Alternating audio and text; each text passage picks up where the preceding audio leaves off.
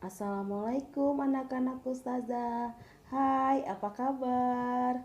Ustazah akan menyampaikan pelajaran matematika materi operasi hitung pecahan. Yang semangat ya anak-anak Ustazah. Anak-anak, pastinya sudah tidak asing lagi dong dengan pecahan. Dari kelas 3 dan 4 sudah dipelajari. Sekarang di kelas 5-nya kita akan melanjutkannya lagi. Pecahan. Yang pertama, kita akan bahas tentang cara mengubah pecahan ke bentuk pecahan senilai. Yang ini, Ustazah tidak akan panjang lebar lagi ya, karena ini juga sudah tidak asing lagi.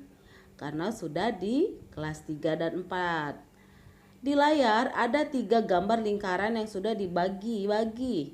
Ada 1/2, 4/8, dan 5/10. Pecahan itu semua adalah senilai. Loh, kok bisa Ustazah? Ya, ini akan Ustazah jelaskan. Sebelumnya, masih ingatkan kalau bagian atas itu disebut pembilang dan yang bawah disebut penyebut. Jadi, di pecahan senilai ini penyebut dan pembilang harus dikali dengan nilai yang sama. Tidak boleh yang atas dikali 2, yang bawah dikali 3. Harus dikali dengan nilai yang sama. Kalau atas 2, yang bawah juga 2. Begitu juga kalau kali 3. Atas dan bawah harus dikali 3. Ini ya penjelasannya. Harus ingat ya, tadi pembilang dan penyebut itu dikali dengan nilai yang sama. Ya, 1/2 kita kali dengan nilai yang sama, di situ ada 4. Jadi 1 kali 4, 2 kali 4, hasilnya 4/8. Jadi 1/2 senilai dengan 4/8. Yang di sebelahnya juga begitu, kita kali dengan 5 ya. 1 kali 5, 2 kali 5, hasilnya 5/10. Jadi 1/2 juga senilai dengan 5/10. Atau contoh lain, di situ ada 3/5. 3/5 senilai dengan, ya, ada sudah Ustazah buat, ada kali 2, ada kali 5, kali 10. Anak-anak Ustazah tidak harus yang seperti Ustazah ya. Ya boleh dikali 3, boleh dikali 4, terserah. Yang penting atas bawah harus dikali dengan nilai yang sama. Sudah nampak kan hasilnya yang sudah Ustazah buat di layar? Oke, kita lanjut lagi ya. Mengubah pecahan menjadi pecahan desimal. Cara mengubah pecahan biasa ke pecahan desimal ada 2 cara. Yang pertama, mengubah penyebut menjadi 10 atau 100 atau 1000 dan seterusnya. Yang kedua, pembagian bersusun atau pembagian porogapit. Kita lanjut cara yang pertama, mengubah penyebut menjadi 10 atau 100 atau 1000 dan seterusnya. Di cara ini, Ustazah tegaskan karena cara ini bisa digunakan hanya apabila penyebut memungkinkan dapat diubah ke 10 atau 100 atau 1000. Tapi kalau tidak memungkinkan, maka kita harus menggunakan cara kedua, yaitu pembagian bersusun atau pembagian porogapit. Misalnya 1/3. Nah, ini kan penyebutnya 3. Tidak bisa kita ubah ke 10 atau 100 atau 1000. Maka dari itu kita harus pakai cara kedua. Kita masuk ke contoh ya. Yang A ada 2/5, B 2/5, C 1/8. Kita masuk ke penyelesaian. Di sini Ustazah sudah punya catatan ya. Kalau kita mau mengubah penyebut ke 10, kita kalikan dengan salah satu angka dari 2 atau 5. Begitu juga untuk mengubah penyebut ke 100. Kalikan dengan salah satu angka 2, 4, 5 atau 25.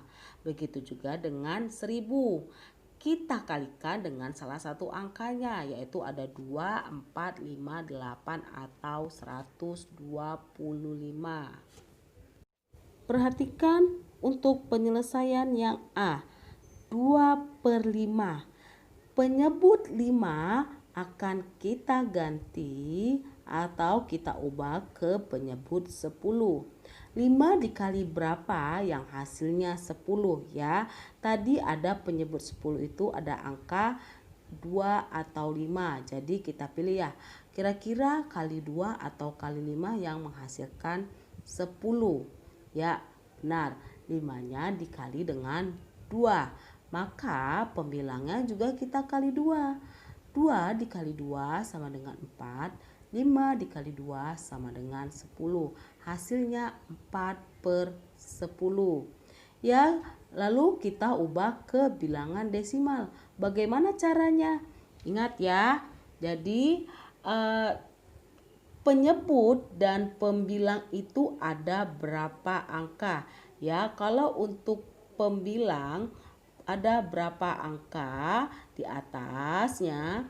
Kalau dia penyebut, nolnya itu ada berapa ya, jumlahnya ada berapa nolnya ya, seperti 4 dan 10 hanya ada satu angka di pembilang yaitu 4, dan di 10 angka nolnya juga hanya ada berjumlah 1. Maka langsung kita buat ya 0,4 ya, satu angka di belakang koma yaitu adalah 4.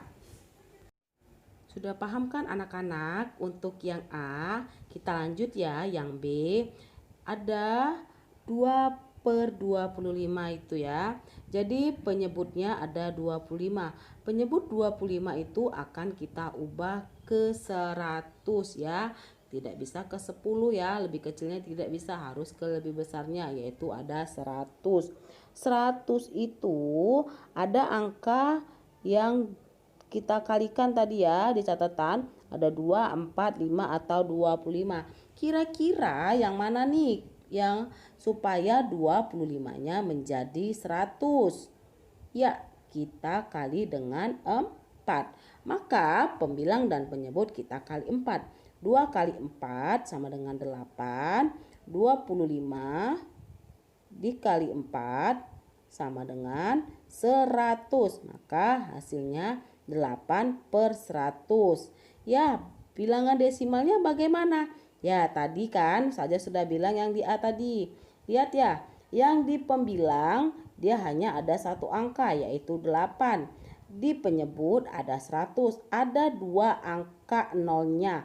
Maka kita di belakang koma juga harus ada dua angka ya, tergantung ada berapa angka nolnya. Jika ada 1 maka di belakang koma 1. Jika ada 2 maka di belakang koma ada 2. Jika 3 juga begitu dan seterusnya ya. Jadi ada 2 angka di belakang koma. Tapi yang di atas hanya 1. Jadi bagaimana? Ya tetap harus 2. Jadi kita buat lagi lah, tambah lagi nolnya, jadi 0,08, sehingga dia dua angka di belakang koma yaitu 0 dan 8. Sudah paham belum anak-anak Ustazah sampai sini? Bingung ya? Enggak, keren. Oke, untuk yang C bisa dipahami sendiri ya.